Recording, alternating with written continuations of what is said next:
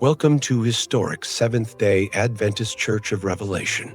Exploring deep biblical truths, uncovering prophecy, and strengthening our faith in the last days. Stay with us as we dive into today's powerful message.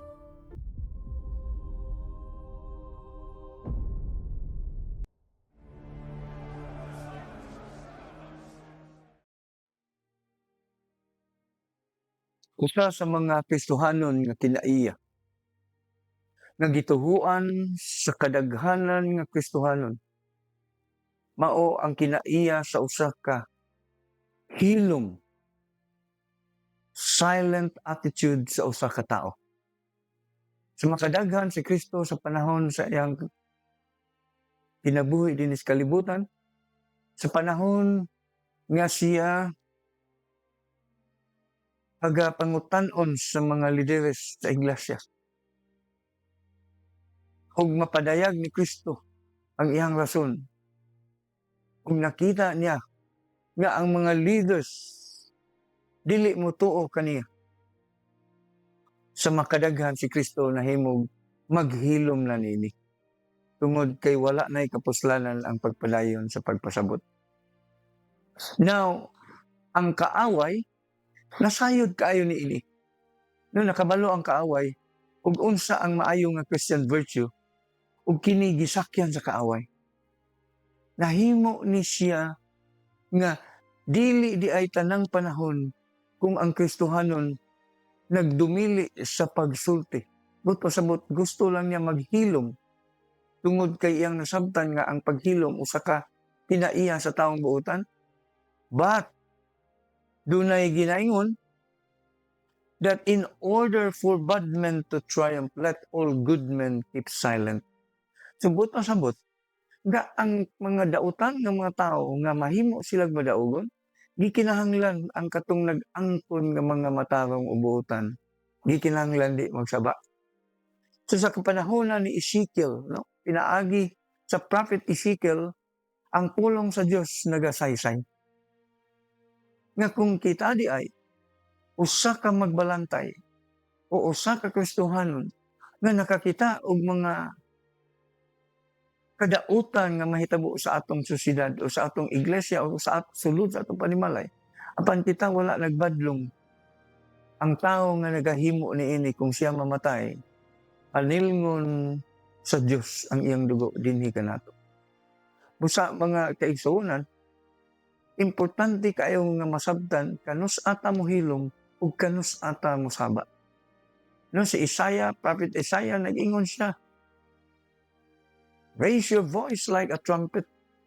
Ang iyang gigamit, trumpeta, dili violin. Kaya nga naman, in order nga ang tao makamata, gikinahanglan nga kini magsaba. O sa panahon nga kini magsaba, madunggan sa tao nga naghimog sa laod, ang iyang mga salaod, ug posible siya nga maghinulsol, ug ang Dios mahigugmas pagdawat niini. So dili tanan nga sa atong paghilom kita nahimog Kristohanon. Kay daghan kaayo ang mga Kristohanon, mga kaisunan, nga nangamatay diha sa hilom. Tungod kay wala sila nagrason, wala sila nagpunting og sala, ug wala sila nagbadlong og sala.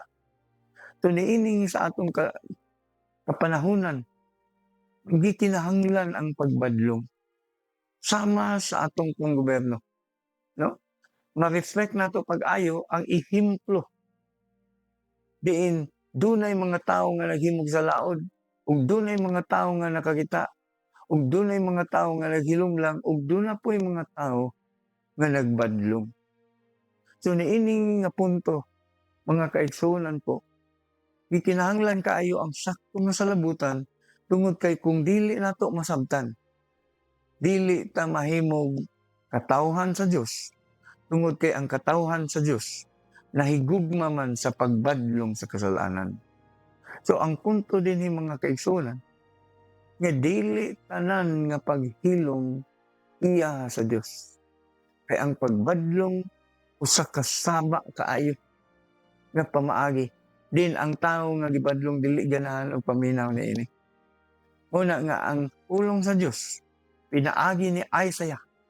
Nagasaysay gyud pag-ayo nga kung saan raise your voice like a trumpet. Gigamit niya ang trumpeta, dili siya violin, dili siya gitara, o unsa pa lang light instrument in order to show my people their transgression. So sa ani nga punto, atong nasayran, nga dili tanan nga pag hilom-hilom nga matawag tagbuutan, ug dili po tanan nga pagsaba-saba matawag po tag mahigugmaon sa Dios. Ug dili atong masabtan kanus ata mo hilom ug kanus ata mo tingog in order for us to maintain the Christian virtues nga gi-consider o gidawat sa Dios nga usa ka Christian virtue sa atong kapanahon. Thank you for watching. If this message blessed you, don't forget to like, share, and subscribe. Turn on notifications so you won't miss our next study. Want to learn more? Reach out to us in the comments or message us directly. Stay faithful, keep studying, and may God bless you always.